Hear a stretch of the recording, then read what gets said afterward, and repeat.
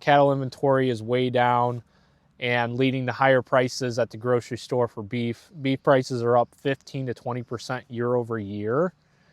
And I expect this coming year of 2026 it to increase by the same amount, if not more, again.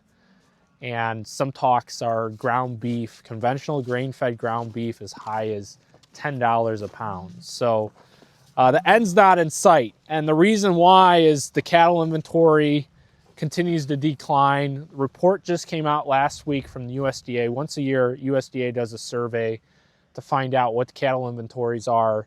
And they dropped again for this year from 86.5 million down to 86.2 million number of head of cattle here in the US. So it's continuing to decline. On the replacement side, as far as our cows that are actually producing more animals, the cow numbers were down 1%, but the replacement heifers were up 1%. So it was basically no change there.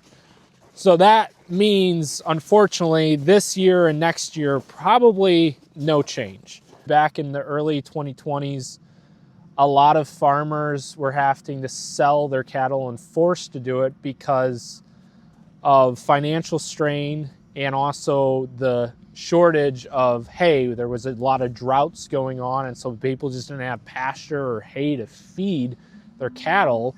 And then with the low cattle prices, it did not make a lot of financial sense to ship hay from far away in, and so they were forced to sell off their herds.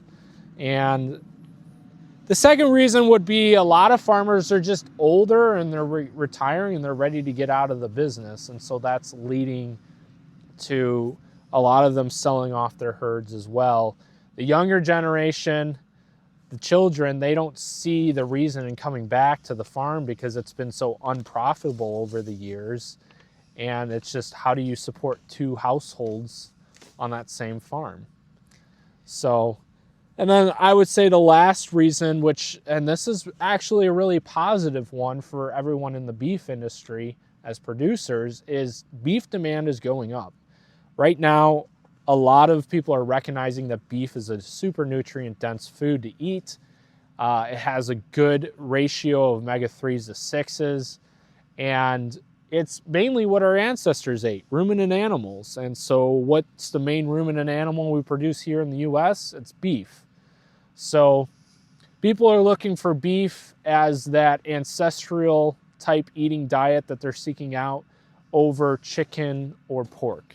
So beef is in demand, and I think it's a really positive thing, and we're excited about it as grass-fed beef producers for sure.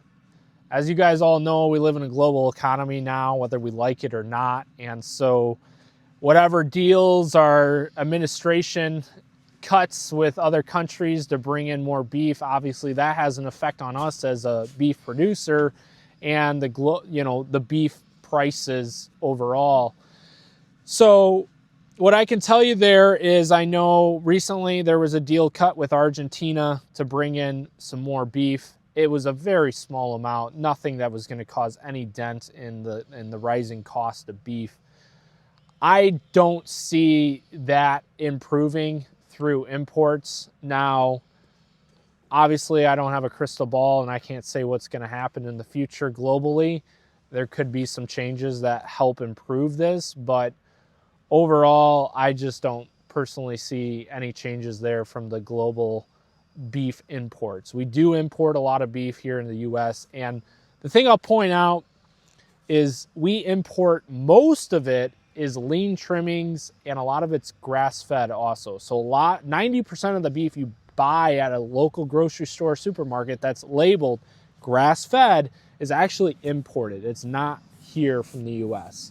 And then these lean trimmings that they're importing, they're actually mixing it with the fattier trimmings here in the US and making ground beef. That's why we always talk about how you could have up to 1,000 cows all ground together to make 1 pound of ground beef. And then of that ground beef, they can still label it product of the USA. And so there's been a lot of controversy over the years on having legislation in place to combat that. But right now, I would be very cautious and careful of the ground beef you buy at the grocery store, and especially if it's labeled as grass-fed. I would not trust that label because more than likely it was imported beef, and you don't necessarily know where it came from. For us as farmers, we are in kind of a unique position where we don't own any cows. And what I mean by that is we don't have reproductive animals. We are partnered with some other producers locally here, not far from our farm, that are also practicing regenerative grass-fed practices just like we are. And we purchase their cattle as feeder calves is what we call them, but basically they're already weaned off their mom. They're usually roughly around 800 pounds or so, and then we purchase from them at market price and we bring them here and then we finish them, which I should say we actually give them usually a premium above market price because they do a grass-fed protocol that aligns with what we're looking for.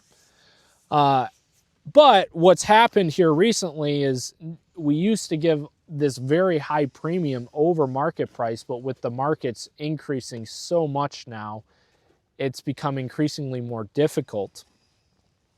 So that said, we're working towards, that said, right now, to put it in perspective, we're paying 300% more for our calves than we were 5 years ago. And last year it increased by 60% alone.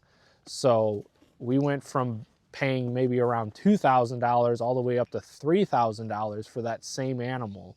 And so by the time I finished one of these, we're basically turning around and all that money is going right back into buying a replacement for it. Oh, wow. And so it's created a lot of difficulties on our purchasing side for us because we're having to try to be competitive with the market.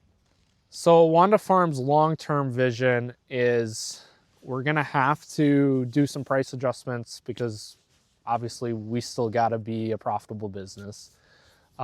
We are seeing our profit margins on beef continue to decline, and we understand that. We're finding other ways to cut costs so we can continue to be profitable on the farm overall.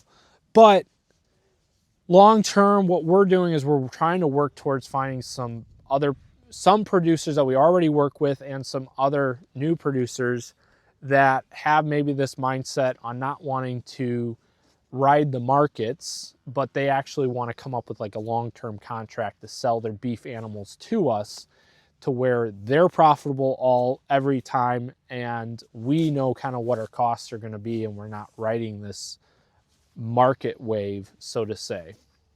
I've talked to countless producers that I could find beef cattle at maybe a little better price, but they're feeding grain to their calves, or they're choosing to do some other practice that we don't agree with. And so, of course, we're not going to cut any corners. I mean, it's very tempting when we see these kind of market conditions to want to cut corners and try to shave off some money by buying something else, but we can't.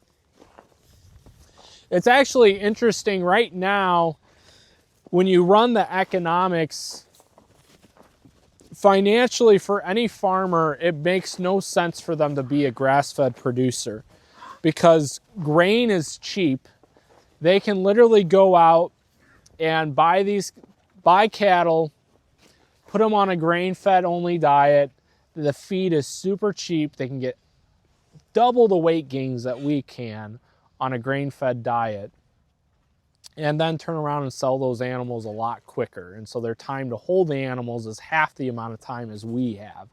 So when you run the economics, grain-fed beef is the better way to go. But obviously we're not focused on that. We're focused on producing a more healthier, nutrient-dense meat, and obviously raising them more ethically by having them outdoors and grazing as they naturally would.